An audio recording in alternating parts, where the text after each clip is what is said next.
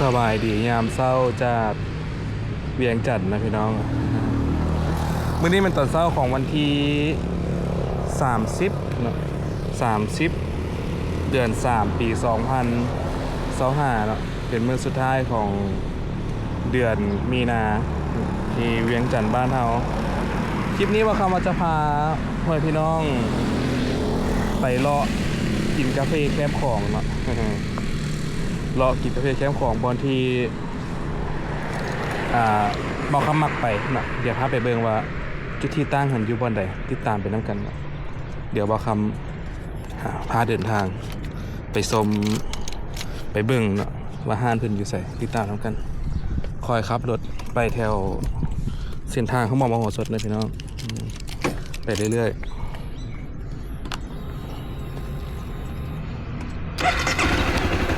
ช่วงนี้เลาะแต่ในเวียงจันทน์เนาะ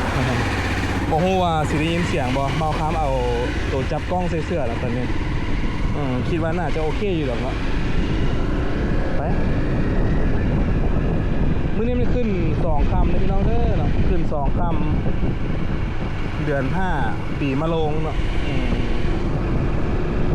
เมื่อวานนี้ก็พาพี่น้องไปเบิ่งงานลาวเจแปนเนาะลาวเจแปนอยู่ที่ประตูไซทั้งข้างเลยเนาะไปเดี๋ยวคลิปนี้พาไปเลาะแจมของน้ำกันปีนไปไหนที่ต่างไปน้ำกันเนาะเวียงจันทน์เฮาเมื่อวานนี้40องศาพี่น้องมื้อนี้ประมาณ20องศาบ่เนาะอากาศเปลี่ยนแปลงสับพันบ่ฮู้ว่ากล้องสิสั่นบ่ได้พี่น้องเด้อเนาะเบิ่งติดตามไปนํกันบ่ฮู้ว่ากล้องสิสั่นบ่หลังจากเอิร์ธเควกเนาะหลังจากแผ่นดินไหวในวันที่28หั่นมาฮอดมื้อนี้ลาวเฮายังบ่ได้รับผลกระทบพี่น้องเด้อเนาะมีแต่หักฮู้ถึงแฮงสั่นไหวซื่อๆเพราะว่าจุดศูนย์กลางอยู่เมลาวดีพม่าเพิ่นเนาะเวียงจันทน์เฮาบ่มีปัญหาหยังเลยพี่น้องตอนนี้เวียงจันทน์แม่น23องศาเนาะเวลา 7:10 นาทีพยากรณ์เป็นฝนตกเนาะแต่ว่าเดี๋ยวนี้บ่ตกเวียงจันทน์เลยอาจจะตกบริเวณอ้อมรอบหรือว่าจุดอื่นไปเดินทางต่อนํกัน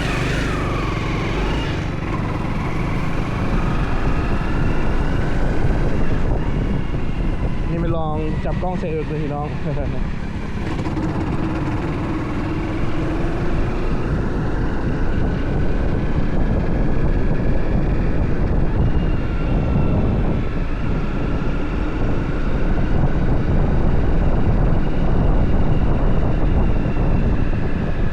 นักกีฬาก็ออกกำลังกายแต่เช้าเนาะเป็นห้องว่าจะเลยวินัยเนาะนี่เป็นวินัยที่ต้องตื่นมาออกกำลังกายแต่เช้าเพื่อฝึกซ้อมในหน้าที่ของตัวเองเนาะอันนี้ไม่ใช่สายลมพี่น้องเส้นทางสายลม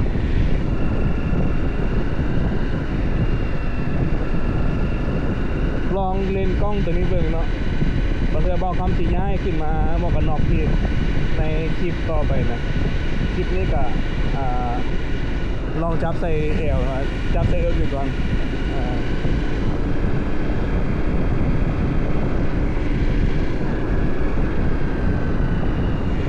ย่านแต่เสียงลมแห้งพวกสิบได้ยินเนาะ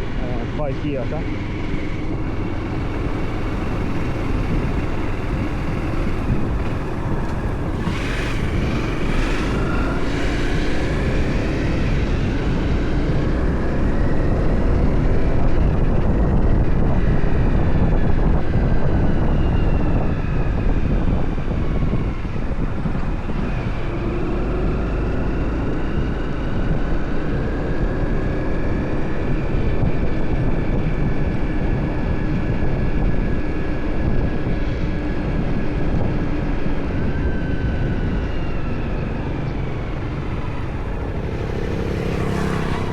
อันนี้ก็เป็นเส้นงัวปินเส้นหาปลาลัดได้พี่น้องต้มขวก็แมน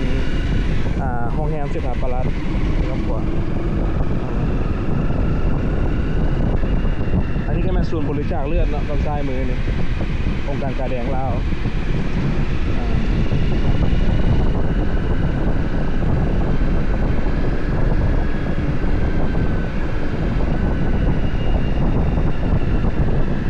กำขวกับแมนห้องแฮมลาวพลาซ่านะพี่น้องลาวพลาซ่าอิโกะเจแปนรีสอร์ทโอ้โหจะได้ยินเสียงแจ้งว่ะฟังไปน้ำกัน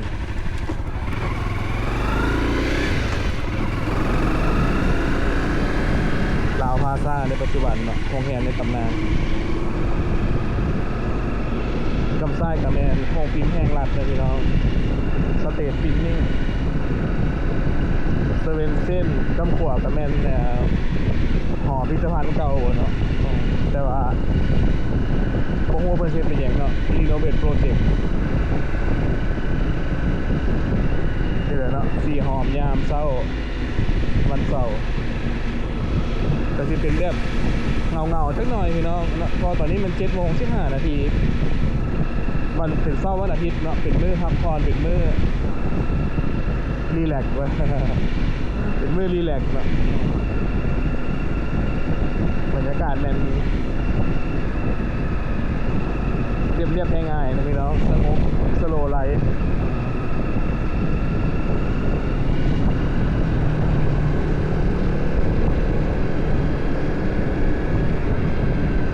สีแยกสีหอมเนาะแถวห้างขายคำเจมือสั้นสีแยกสีหอม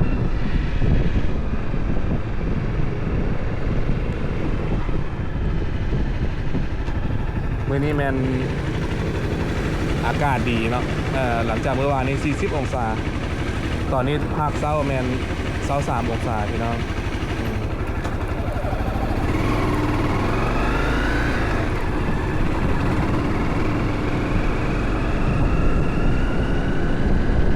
เบื้องเดียวว่าคำพาเข้าเส้นในเมืองเนาะไปเบื้องว่าเส้นในเมืองเพื่อนรถไปได้ระบอหรือว่าจังเด็ดหรือว่ามีแต่รถจักรไปได้บ่หรือว่ารถใหญ่ไปได้บ่ขันเข้าบ่ได้กับโค้งมาคืน เดี๋ยวข้ามาเบิ่งความคืบหน้าของโครงการนี่สิเนาะเป็นยังไงติดตามไปน้ำกันโอ้โหเส้นทางในเมืองเส้นสีหอมแล้วกำลังเทพื้นพี่น้องกำลังเทพื้นโค้งนางบัวสวรรค์กำขวามันธนาคารตาคอมแบงแล้วเนาะบางคำก็หากระหู้อ้ายเนี่ยคนเม่นเนาะขึ้นว่าอยู่ตัวแหนมเนืองเกิดบ่ทันว่าคำเกิดสีหอมยามเศร้า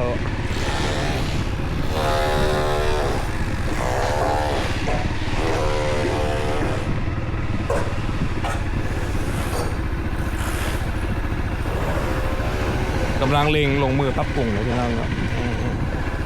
เบตงกับประมาณ20 ซนนี่แหละประมาณท่านแต่ว่าท่อเดียกน้อยเลยเนาะท่อเดียกน้อยจักหน่อยนะ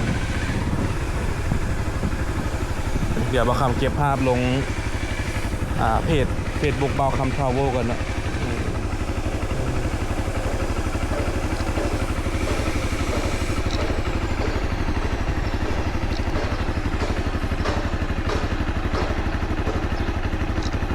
สามารถเลยเบิ่งรูปภาพได้ที่เพจบ่าวคำทราเวลได้พี่น้องเด้อเนาะเพื่อความละเอียดของรูปภาพเนาะพอบางเทื่อเบิ่งวิดีโอมันก็เบิ่งบ่ทันอย่างสินะเนาะสามารถไปเบิ่งอยู่ในเพจได้ไปต่อน้ำกันโอ้โหทางหน้าเพิ่นให้ขึ้นบ่เด้อโอ้น่าจะขึ้นบ่ได้พี่น้องแต่ว่ารถบ่าวคำขึ้นได้นะลองเอารถขึ้นมากันเนาะ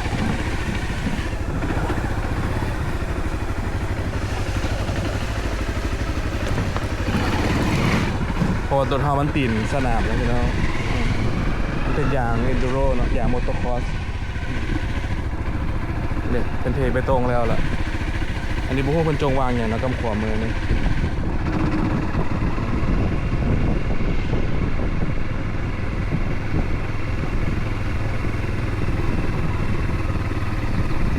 เวียงจันทน์ยามเช้า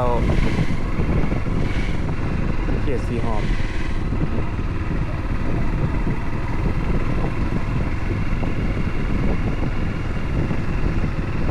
สารคามโมเดิร์นโฮเทลโรงแรมคำเปลี่ยนอ๋ออันนี้ขายเฮือนพี่น้องเนาะผู้ใดเงินหลายแล้วมาซื้อเลยนะกำซ้ายมือแลนด์ฟอร์เซลแลนด์ฟอร์เซล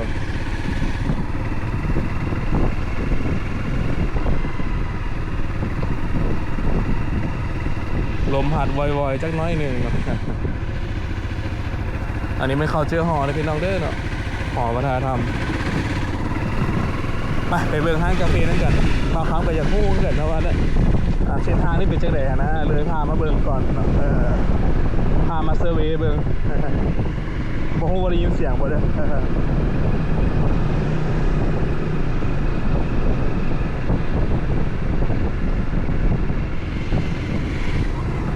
ห้ามไปซื้อห้ามเลี้ยวขวาเนาะฉะนั้นเขาต้องเลี้ยวซ้าย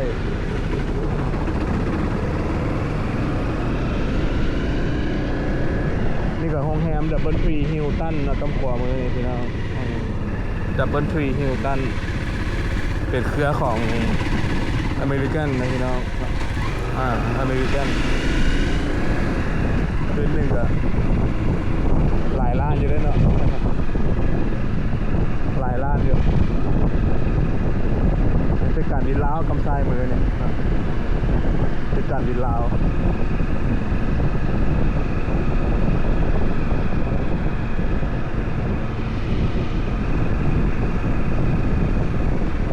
กำขวามันสตาร์บัคเนาะ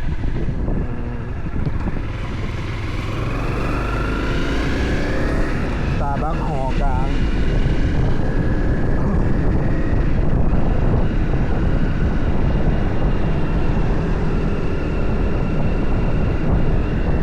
กาแฟสีนกนะกำขวามือ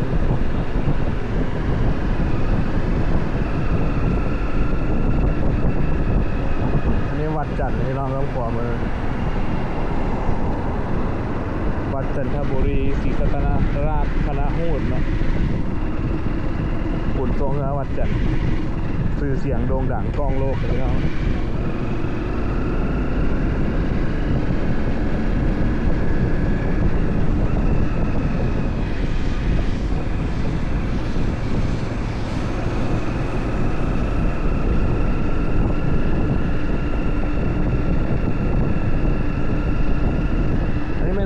อัมบรีเลยเธอเนาะเด้อกับขวามือนี่เด้อเนาะกำไส้ก็เป็นห้างกาแฟที่เบาคำมากินประจำเนาะเพิ่นเปิดเฉพาะวันเสาร์อาทิตย์เปิดเฉพาะวันเสาร์อาทิตย์เดี๋ยวไปเบิ่งว่าเพิ่นจังได๋แน่เนาะมีอย่างเงี้ยฝนคักเนาะระบบครับ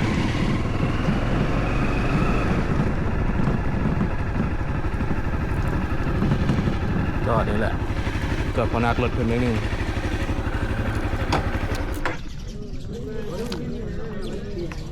คงสึกว่ากล้องจะเตื่อยนิดนึง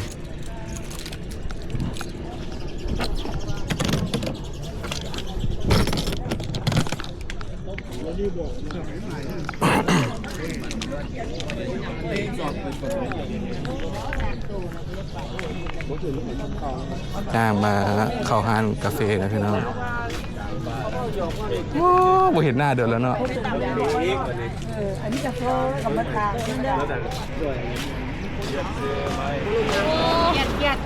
นี่หาเลยแม่สบายดีได้ไหม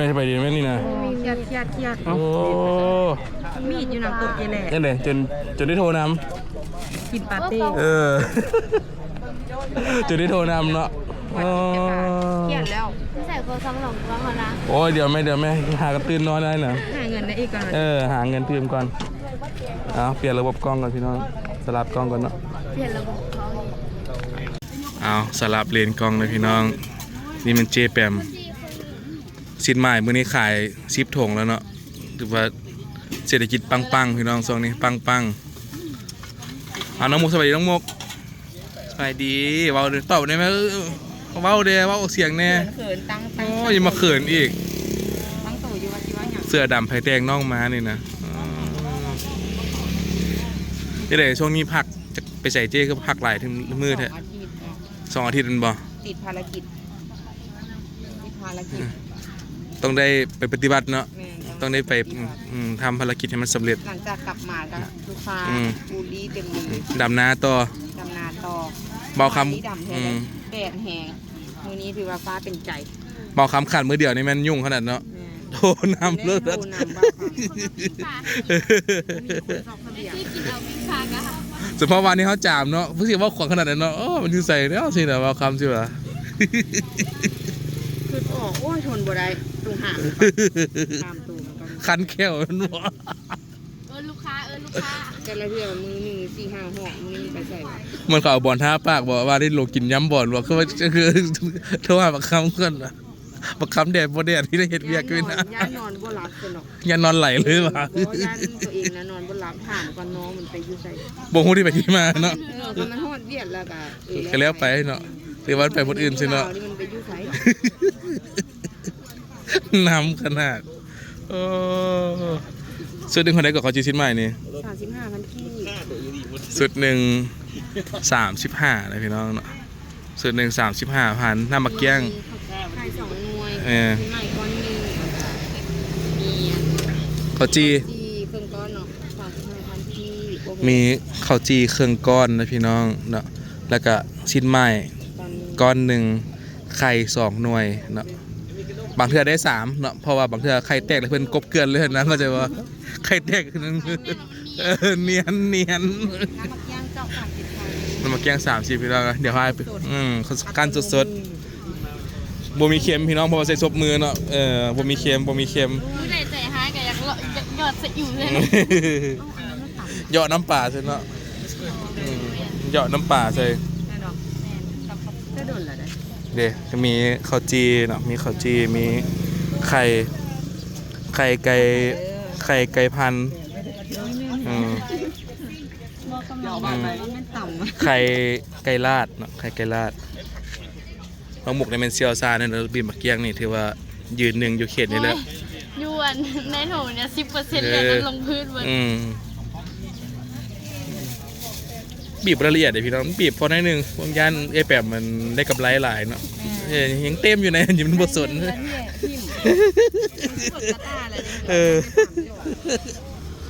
โอ้ตอนนี้ไปเฮียนบีบมาแก้งไม้ละยืนอยู่น้ำเขียง นี่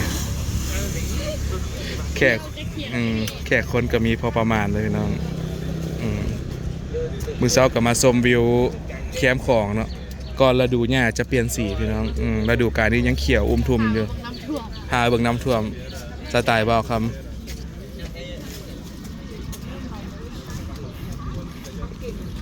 อ๋อนี่มันมาติดตามเสียจอน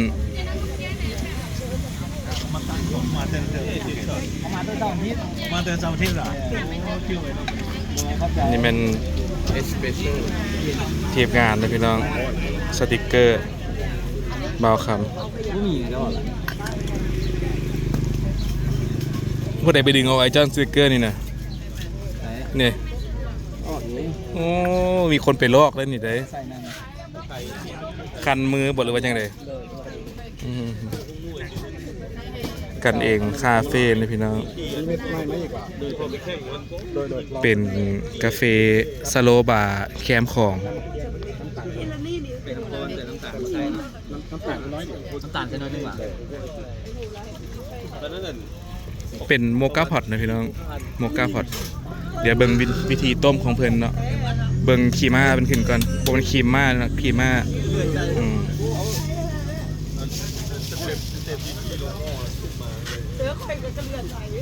เพิ่นขาย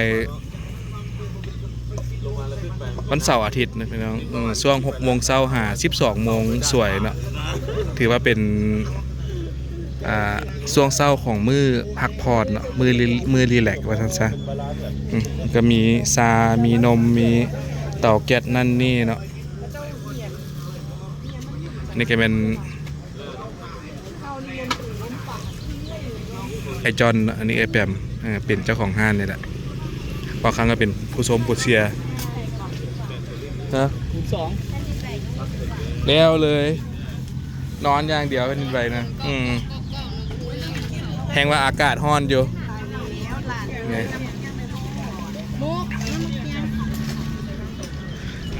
แขกคนนะพี่น้อง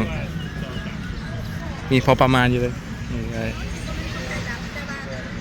ห้องแฮมแลนด์มาร์กเนาะห้องแฮมดอนจันทร์อันนี้ก็เป็นพื้นที่แถวปากปราสักเนาะโอ้ดอกคูณกำลังเบ่งบานพี่น้องเนาะดอกคูณกำลังเบ่งบานถือว่าเป็นการต้อนรับปีใหม่ลาวที่จะมาถึงนะพี่น้องเนาะปีใหม่ลาวที่จะมาถึงเมนูเพิ่นมีครัวซองนะพี่น้องมีขนมข้าวโคกเม็ดกาแฟ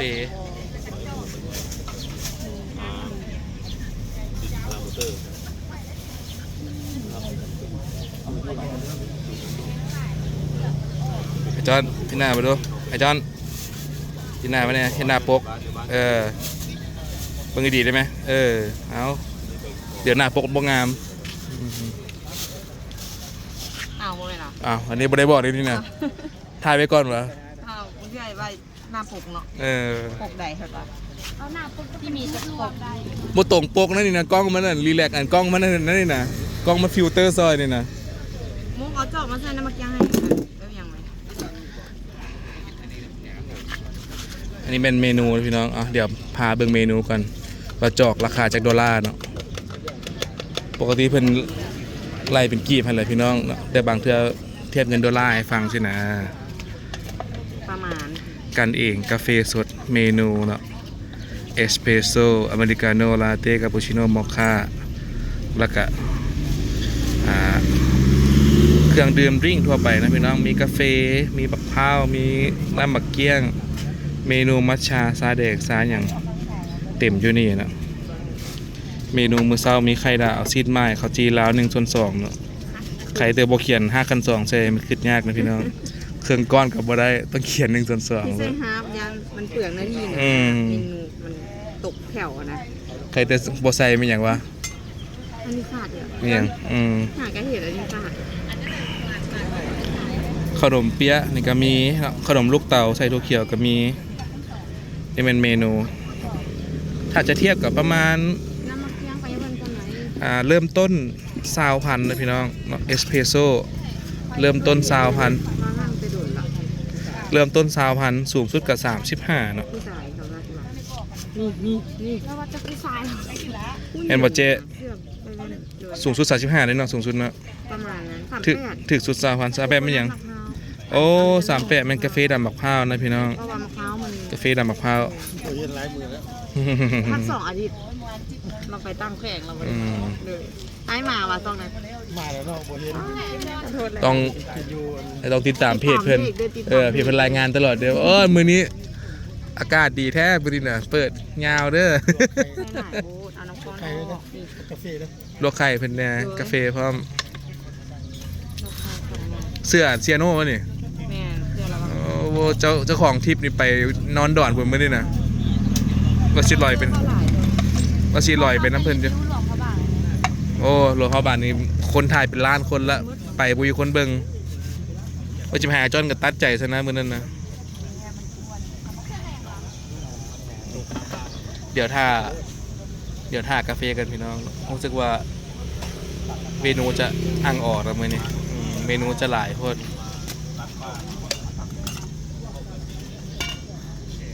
แบบบีบจากมือเลยมื้อนี้แกงจอนหามึงดูมะเกียงนะยังมีมะเกียงอีกว่ะจอน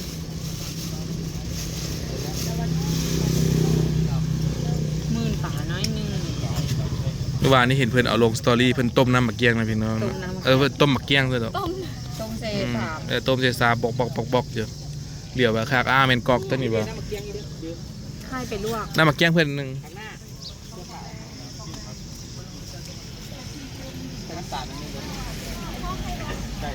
สโลบาร์กันเองคอฟฟี่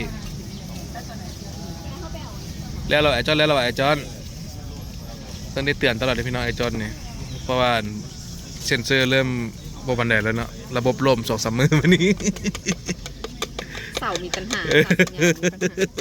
หล่อปีนเสาอยู่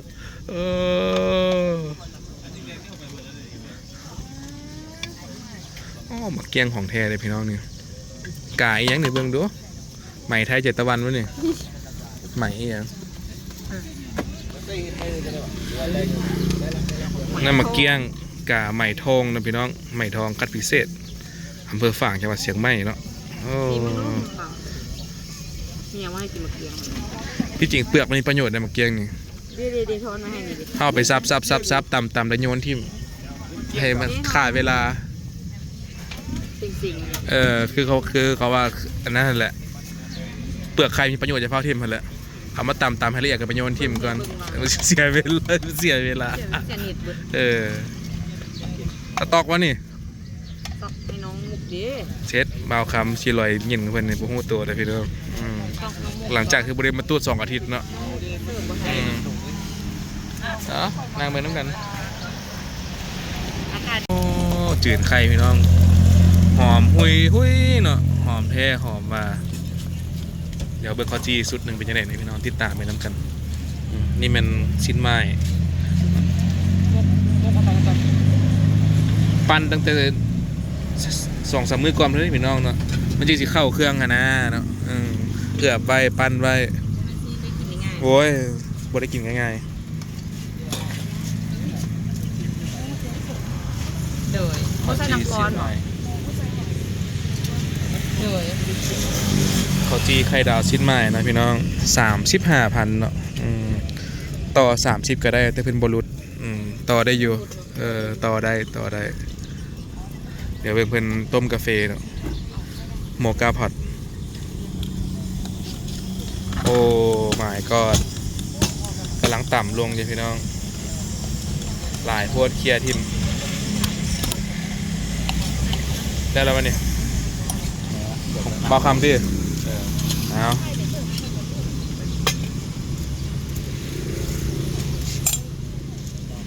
เพื่อนน้ำกันพี่น้องเนาะว่าเพิ่นต้มสิเป็นยังไงนี่เป็นหม้อจากประเทศยังก่อนไอ้จอนอิตาเลียนนะพี่น้องเมกาโนฮอนเด้อเมกาโนฮอนเพิ่นนึงเด้อนุ้ยเดี๋ยวสนายนุ้ยบ่มาวะ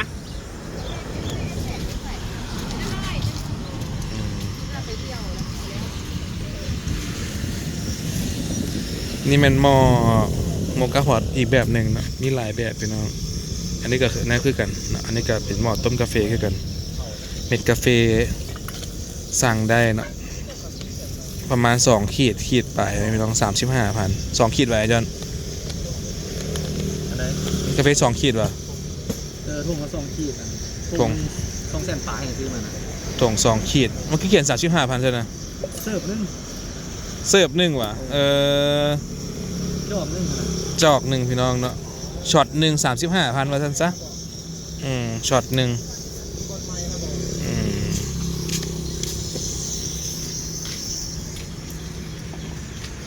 โอ้นี่ขึ้นมาแล้วพี่น้องเลยขึ้นมาอีกแล้วแก้วแกนศรัทธาเนี่ยต้มมันก็จะไหลออกประมาณนี้เนาะไหลโจกอยู่นี่แหละหมอจะครับนี่นะ6 ครับอันนี้4 ครับโอ้4 ครับได้2 จอกอันนี้2 ครับ4 ครับได้2 จอกพี่น้องใช้งานหน่อยพวกกาเฮียแล้วหมอในตำนานนี่พี่น้องเลยเนาะมีแนวบังไฟจบเจือได้นี่หมอหลายบ่ได้เนาะงานโทรศัพท์เป็นตลกงานโทรศัพท์บอดโอ้ขี่มากขึ้นงามมีเลยพี่น้องเนาะขี่มากลบนี่นะโอ้ฟองพิลึกละเอียดสุดนี่มันอันนี้เป็นเบาคำตัวนั้นเบาคำที่เป็นเบาโอ้หลายระบบพี่น้องขนาดเบาคำมาแต่เศร้าพวกนี้นี่ตัวนั้นขาดน้องมุกสังเกตตั้งแต่หุ่นนะตัวนั้นขาดสวัสดีแซมมาอยู่มือลงหาดเมื่อก่อนนี่ขาดโอ้ว่ะ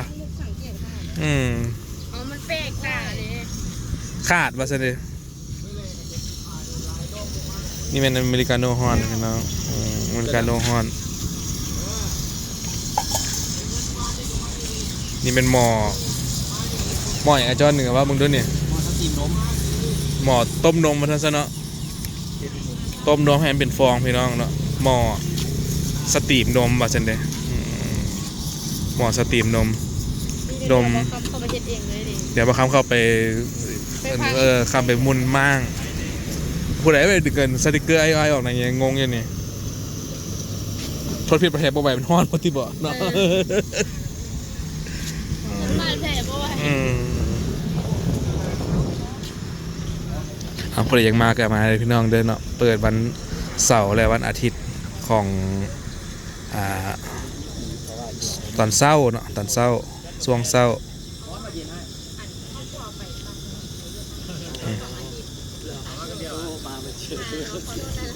คนใหม่ๆนะพี่น้องใหม่เสิร์ฟใหม่ทุกจอกเนาะบ่ได้คนปะไว้เด้ถือว่าออริจินอลอีหลีเนาะฮะนี่นี่เป็นแนวบดกาแฟเนาะคันว่าบ่ทันนี่เพิ่นจะบดตัวนี้พี่น้องเนาะคันว่าอยู่บ้านแล้วเพิ่นจะบดจักแล้วมาไว้แต่เราบ่ค่อยได้บดไว้ดอกไอ้จอนน่ะเพราะเราย่านกาแฟมันเป็นความหอมก่อนเนาะฉะนั้นส่วนหลายเพิ่นจะบดมือสดๆให้เบิ่งแล้วเนาะบางคือเป็นเจ็บแขนมันก็บดจักซะสินะ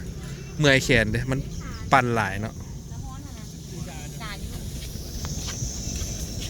ปูเยอะๆเยอะสิ่งน้อยสิ่งคำ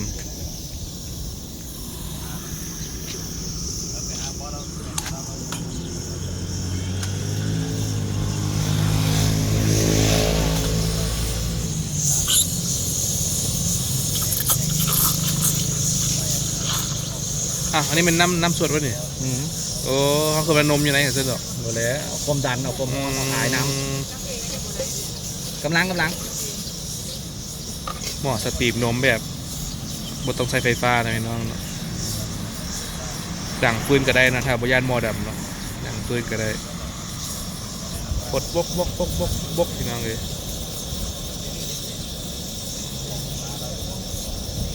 นมสดนาบ่งเนาะสโลบาร์กันเองคอฟฟี่ไหนหมกชิมั่งแล้ววะเนี่ยมั่งกัน5แล้ววะเนี่ย ใช่หายเลย บทถ่ายเถื่อนเนาะเดี๋ยวตัดผมบอกมาไอ้ถ่ายอีกนี่นะเป็นคลิปมาอีกนะ ย้อมเดินไปย้อมผมปีใหม่กัน ย้อมผม เอามุกกันไป โอ้เป็นแต่งหน้าลาเต้พี่น้อง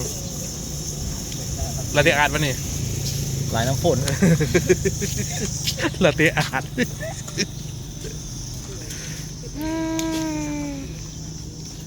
เอาถ่าเบิ่งจอบเบาคำเป็นจังไดเนาะ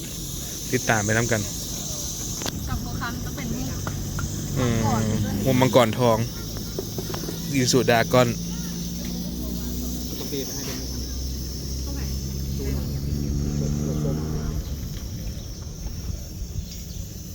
ไม่หรอก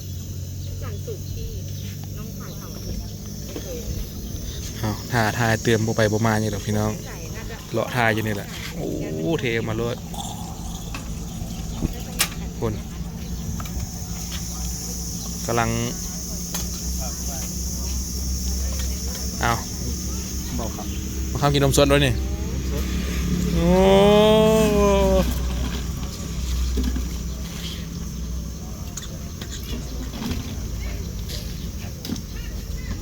บอกคำน้อยอยู่ มาข้ามต้องเอากาแฟเย็นผสมเย็นนะพี่น้องกลายเป็นซูเปอร์คอฟฟี่อ้าวใส่ไปเลยไม่ไทยไปจงไว้อย่างโอ้ กินล้น บอล้นกับใส่รถหุบเอาต้องเน้นคุ้มค่าไว้ก่อนบอาดเสียฟ้าบอาดเจนไหนก็เจนไหนก็กินน้ำก้อนนึกเอาฮะ เอานี้ไป นี่จอกเมาคำนะพี่น้อง เสื้อขาวอยู่ ประมาณ28,000เนาะโอ้งามไม่ดีของแท้ หวานเจี๊ยบ หวานดีเนาะหวานตัดเขียนตัดขาตัดหน้าตัดหลังเอานางกินกาแฟตั้งกันพี่น้องเลย ที่ภาคคณะแล้วให้มาก็บอกเนาะ อืม แต่ว่าผู้บ่ได้มาหั่นแล้วก็แล้วเลยเพิ่นก็บ่ติดตาม Facebook เฮาอะนะเพิ่นว่าหอยมาส่งเทื่อบ่เห็น กาแฟแซ่บๆกำลังตีเลยแม่เจ้าของห้านน่ะไปเดี๋ยวหน่อยเดี๋ยว เพราะว่า เบาขามถามหากระแสงแต่เราคนนั้น มากินกาแฟแซ่บๆด้วยกันยังไม่ได้กินซ้ำแซ่บเลยนี่นะเอ้า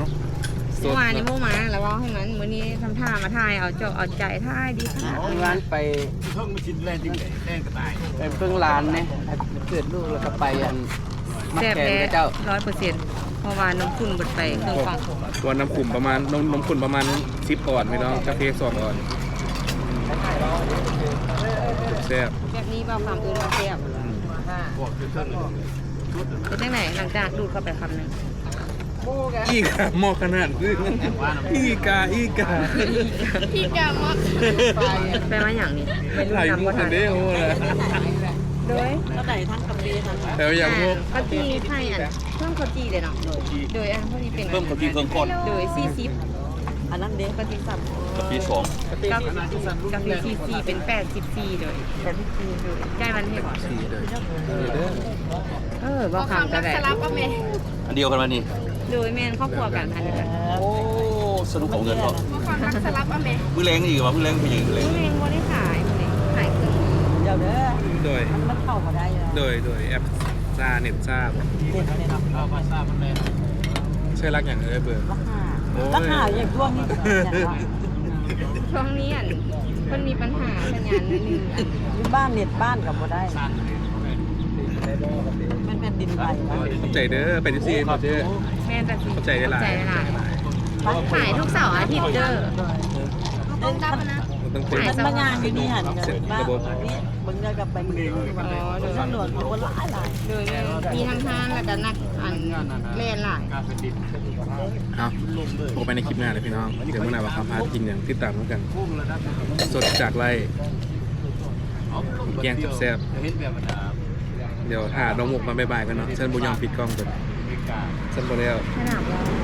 อืม ต่ำนี่พวกเที่ยวกัน อ้าวบ่อยากโฆษณาสวยเลยนี่ไข่ดาวพี่น้องเนาะไข่ดาว ตัวยุ่งโค้งลุงบอก ว่าหลายบ่ได้ช่วงนี้เป็นที่กะจะตั้งมันก็ดังขนาดพี่น้องช่วงนี้ต้องได้ เว้ากับบ่เว้าอันเว้ากับอันบ่เว้ากับผิดบ่ บ่เนาะอย่างนั้นเพิ่น เขาก็ยังเปิด วันนี้ไอ้บอกนี่นะ เพื่อหักตั้ง2อาทิตย์เปิดมาไกลบ่เห็นน้อง บ๊ายบายด้วยขอบใจ เป็ เพิ่ น น ฮ ด้วย อดในนึง เว้าแน่ภาษาอันนี้มัน ขอบใจเด้อที่ติดตามน้องหมกเด้อเนาะเปล่าขางไหม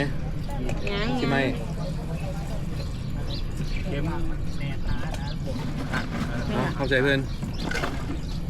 ขอบใจเด้อ มาพอกันอีกแคมป์ มา ก่อน พอกันอีกแค่นึงวันเสาร์อาทิตย์หน้าทุกๆเสาร์อาทิตย์เนาะ เวลา เวลา 6 โมงเป็นต้นไป เริ่มขลบถุงชาติแล้วก็มันเริ่มขายแล้วเนาะ แบรนด์